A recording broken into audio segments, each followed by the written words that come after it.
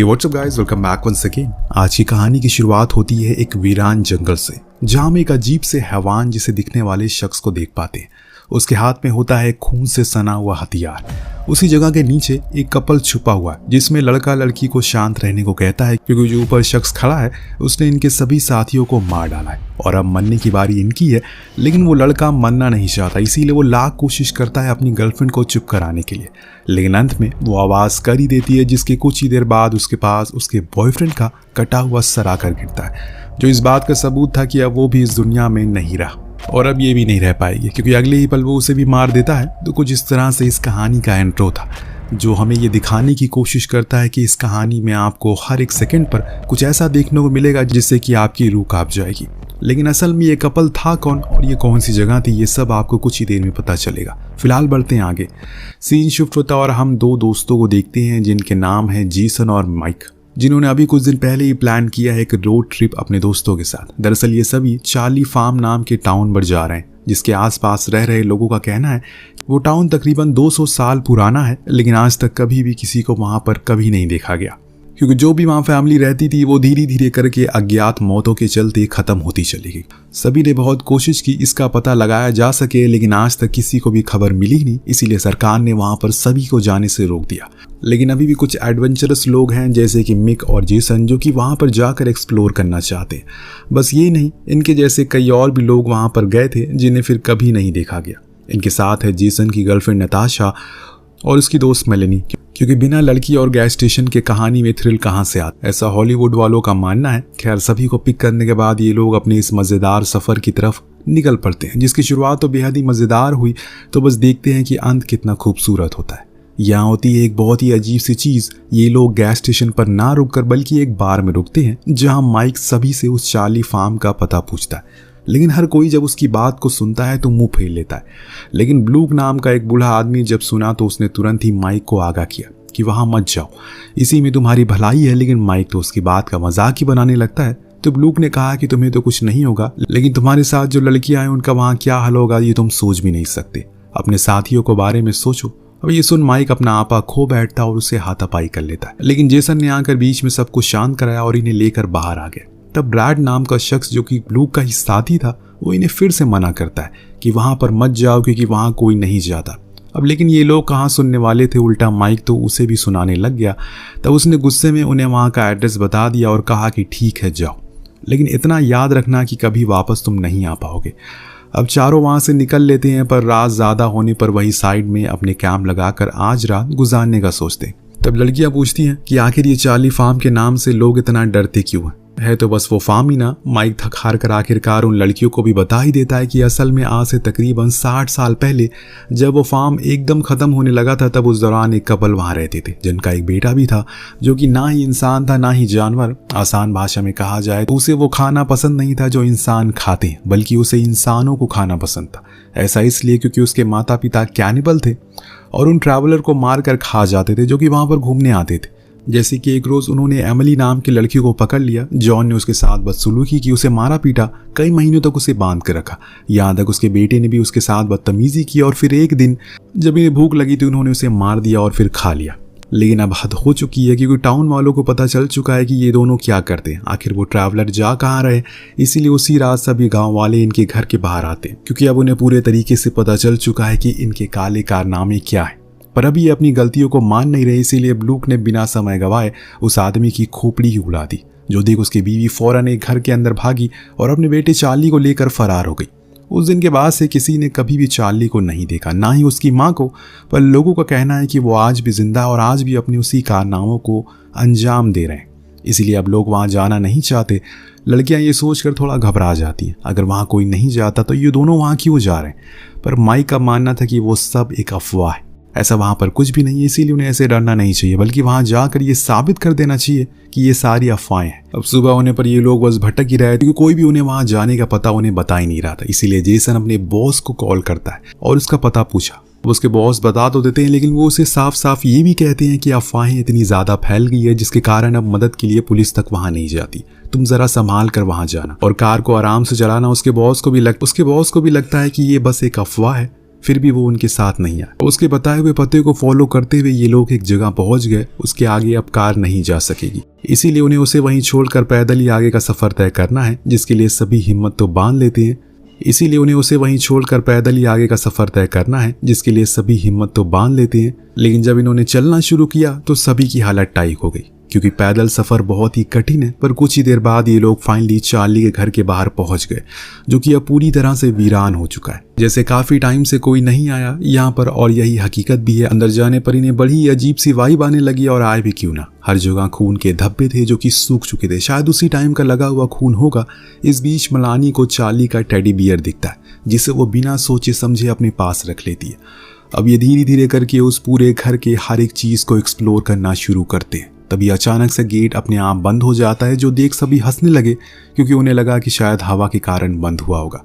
आपको भी यही लगता है क्या? इस बीच जेसन उसी कमरे में पहुंच गया जहां पर उस कपल ने उस आखिरी लड़की को बांध कर रखा था, और आज भी उस रूम का फर्श पर वो खून के निशान हैं जो उसे काटने के टाइम फैले थे। जेसन को भी उस जगह बड़ी अजीब सी फील आती है, जैसे कि अभी भी वो लड़की उससे मदद मांग रही है, इसीलिए वो फौरन बाहर आ गया। अब कल का दिन शुरू होने के बाद ये लोग इस टाउन को एक्सप्लोर करेंगे। फिलहाल आज ये आराम कर, पर लड़कियां उस जगह की दीवारों पर अपना नाम लिख देती हैं एक मेमोरी के तौर पर, ताकि सभी को पता रहे कि यहाँ कोई आया था। इतने में अतीत में पहुंच जाते हैं, जिस दिन ब्लूक ने टाउन वालों के साथ मिलकर इस पूरे परिवार को खत्म करने का ठान लिया था। जब वो अंदर गए तो इन्हें वहां पर एम्बर की कटी हुई लाश मिली, और कुछ ऐसी भी लाशें जो कई दिनों से ऐसे ही सड़ रही थी। घर के पीछे जाने पर इन्हें वो औरत मिल गई, जिससे कि ये बार बार उसके बेटी चार्ली के बारे में पूछ रहे, जिसको उसने पीछे छुपा दिया, पर उसने झूठ कहा कि वो तो 1 साल पहले ही मर चुका है। इसीलिए उन सभी से मिलकर उसे बड़ी ही बेरहमी से मारकर खत्म कर डाला। और ये सब पीछे खड़ा चार्ली देख रहा था। उसकी आंखों में गुस्सा था, और आखिर क्यों ना हो, वो उसकी माँ थी, और उन लोगों ने बड़ी ही बेरहमी से उसे मार डाला। अब कहानी एक बार फिर से आज के समय पर आती है, जहां हमें पता चलता है ये सब जो कुछ भी सुना रहा है वो असल में माइक है, जिसने उस दिन रात में कहा था कि उस रात के बाद से चार्ली और उसकी माँ का कभी कोई पता नहीं चला। लेकिन अब उसे पता चल गया है, न जाने ऐसे कितने राज उसे छुपाए हैं जो कि उसे दोस्तों तक भी पता नहीं है। सभी अब बहुत ज्यादा थक चुके हैं, इसीलिए वो सोने के लिए चले गए। तो मालिनी ने अपने पास चार्ली का वही टेडी रखा, जिसको लेने के लिए वो विशाल शरीर वाला दाना वहां आता है। तभी उसकी आंख खुली, लेकिन वो इतनी गहरी नींद में होती है कि फिर से सो जाती है। उसे पता ही नहीं चला कि असल में वो कौन था। सुबह होने पर अब ये लोग कुछ आसपास की जगहों को एक्सप्लोर करने के लिए निकलते। तभी इनकी मुलाकात 2 और ट्रैवलर से होती है, जो इनकी ही तरह ही चार्ली फार्म हाउस को एक्सप्लोर करने के लिए आए थे। अब दोनों ही कपल होते हैं और इन्हीं की तरह बहुत ही ज्यादा एक्साइटेड थे। इस जगह को देखने के लिए सभी खाना खाते हैं और फिर 3-3 की टीम में बढ़ जाते हैं, ताकि अच्छे से इस पूरे फार्म को देख सके, क्योंकि ये पूरे 100 एकड़ में फैला था। हालांकि यहाँ पर पहले ही बहुत से घर थे, लेकिन समय की मार ने उन सभी घरों को ढह दिया। बस बचे हैं तो कुछ अभी गिने चुने घर। निकलने से पहले मालिनी जब घर के अंदर गई तो टेडी लेने के लिए, तो वहां वो था ही नहीं। उसे अचानक से कल रात वाला सपना याद आया, जो असल में हकीकत थी, लेकिन वो इतनी गहरी नींद में थी कि उसे सपना ही लगा। अब फार्म में घूमते घूमते इन्हें एक जगह पर कुछ अबैंडन कार दिखी, जो शायद टाउन वालों की होगी। वो यहाँ पहले रहते होंगे, या फिर हो सकता है कि उन लोगों की हो जो यहाँ पर घूमने आए हो, लेकिन कभी वापस जा ही ना सके। इतना सब कुछ देखने के बाद भी इन सभी का दिमाग की घंटी नहीं बजती। ये जगह ठीक नहीं है। उधर मैलिनी और माइक को एक गड्ढा मिलता है, जिसके अंदर से बहुत ही गंदी बदबू आ रही थी, लेकिन अंधेरा होने के कारण वो सही से उसे देख नहीं पा रहे थे असल में अंदर क्या है।